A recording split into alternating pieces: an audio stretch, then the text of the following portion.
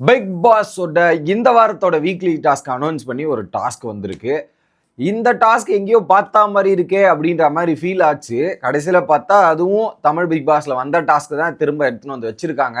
நான் ஏதோ physical task இந்த மாதிரிலாம் இருக்கும்னு நினச்சி தான் சில விஷயங்கள் சொன்னாங்க. கடைசியில் பார்த்தா இந்த மாதிரி ஒரு டாஸ்க்கை வச்சிருக்காங்க. மழையினால் அவங்களாலையும் ஒன்றும் பண்ண முடியாது இல்லையா? அந்த நிலைமையில தான் இருந்திருக்கு. சரி, அந்த டாஸ்க் என்ன ஏது என்னெல்லாம் சொல்ல வராங்கன்றதை டீட்டெயிலாக பார்த்துருவோம். வணக்கம் மக்களே.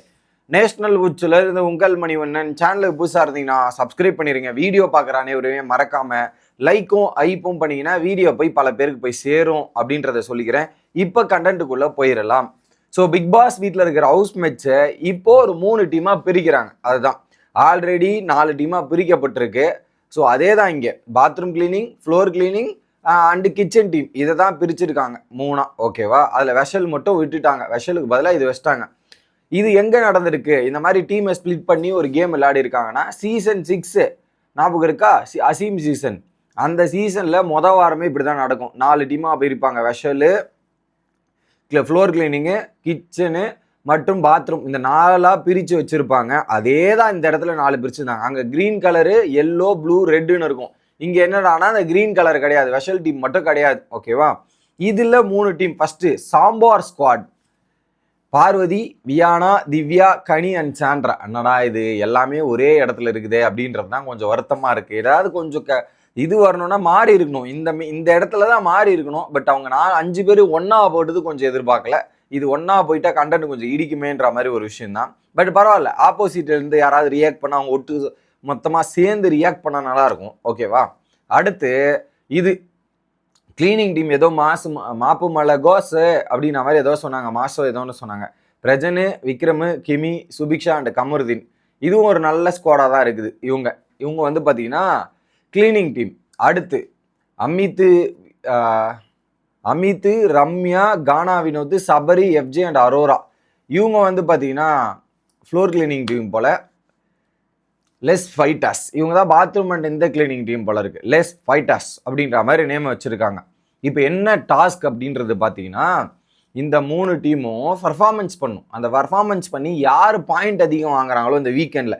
ஸோ இப்போ இன்னிலிருந்து 3 நாள் வியாழக்கிழமை சாயந்தரம் வரையும் இவங்கெல்லாம் பர்ஃபார்மன்ஸ் பண்ணி பாயிண்ட் அதிகமாக வாங்கணும். யாருக்கிட்ட அதிகமாக பாயிண்ட் வாங்குறாங்களோ அந்த டீம் அந்த டீமில் இருக்கிற அனைத்து நபர்களும் கேப்டன்சி டாஸ்கில் பங்கேற்கலாம் அப்படின்றது தான் இதோட மையம். ஓகேவா?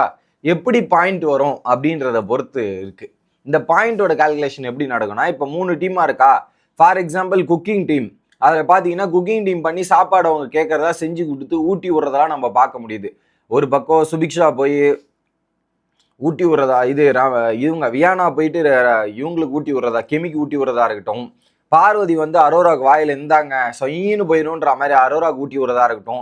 இந்த மாதிரி குக்கிங் டைம் சமைச்சு ஊட்டி விடுற நிலைமைக்கு போயிட்டு பாயிண்ட்டுக்காக அவங்க ஒரு பக்கம் பண்ணிட்டு இருக்காங்க. ஸோ ஒவ்வொரு டீம் அதர் டீம் கிட்ட இருந்து பாயிண்ட் வாங்குறதா தான் இருக்கும் அப்படின்றது தான் task. Cleaning team cooking team கிட்ட இருந்து பாயிண்ட் வாங்கணும். So cooking team cleaning team கிட்ட இருந்து வாங்கணும், இல்லை பாத்ரூம் டீம் கிட்ட இருந்து வாங்கணும். இந்த மாதிரி தான் பாயிண்ட்ஸு.